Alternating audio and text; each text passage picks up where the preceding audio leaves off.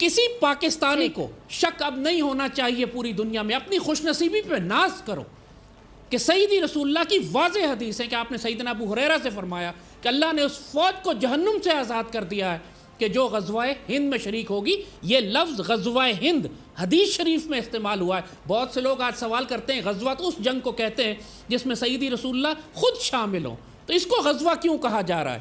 بات یہ ہے کہ سیدی نے خود لفظ غزوہ استعمال فرمایا ہے، اور تمام فقراء صاحب نظر اور اولیاء یہ بات فرماتے ہیں کہ اس کو غزوہ اس لیے کہا گیا ہے کہ اس کی روحانی قیادت خود سیدی رسول اللہ فرمائیں گے۔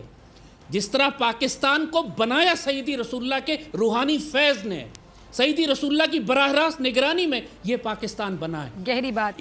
اسی پاکستان کی حفاظت کی جا رہی ہے، اور یہی پاکستان بنا ہی اس لیے تھا، ہمارے بننے کا مقصد ہی یہی تھا کہ ہم نے یہاں سے غزوہ ہند لڑ کر ایک مرتبہ پھر ہندوستان کو توحید کے کلمے میں لے کر آنا ہے۔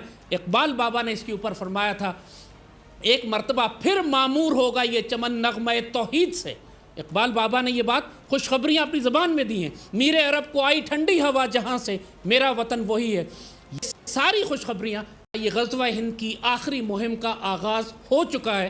مبارک ہو پاکستانی قوم کو۔ اب اس خوش نصیبی میں اس سے پیچھے مت ہٹنا، اس کی بشارت سیدی نے اس وقت عطا فرمائی تھی، اور 1400 سال مسلمان اس کا انتظار کرتے رہے۔